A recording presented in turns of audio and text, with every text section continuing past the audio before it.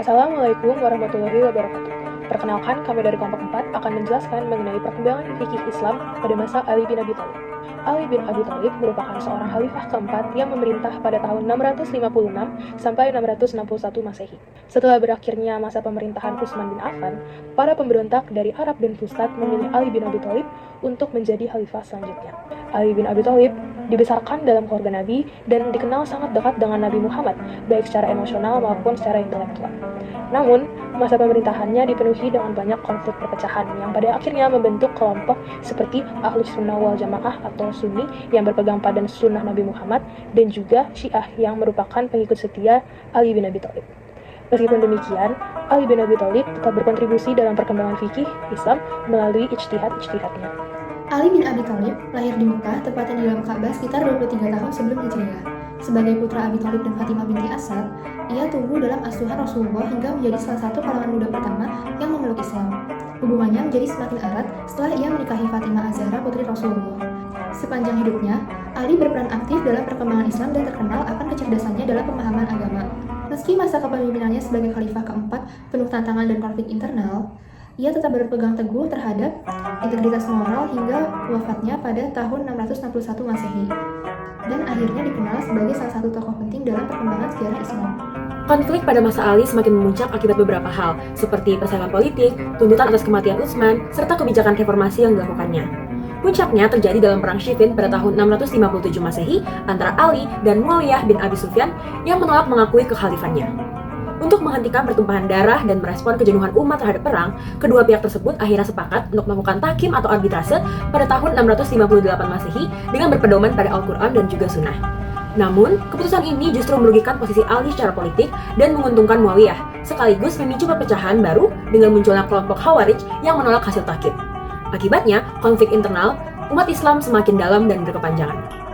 Untuk menghindari konflik yang berkepanjangan, dibuatlah sebuah kesepakatan antara kelompok Ali dengan kaum Muawiyah yang nantinya akan disebut sebagai tahkim. Agenda pertama tahkim menetapkan bahwa Utsman terbunuh secara zalim, sehingga pihak yang berhak menuntut bela adalah kaum Muawiyah. Sedangkan agenda kedua, Abu Musa memberikan ide untuk menghentikan pemerintahan Ali dan Muawiyah dari jabatan, kemudian memberikannya kepada kaum muslimin. Amir justru menyatakan bahwa sejak awal ia telah menurunkan Ali dan menetapkan Muawiyah sebagai khalifah. Sejak awal memang rencana tahkim yang menuntut bela atas kematian Utsman hanyalah kedok dari keinginan asli Muawiyah menjadi khalifah. Hasil tahkim ini menyebabkan perpecahan di pihak Ali yang menyebabkan sebagian pendukung Ali pergi dan berkurang.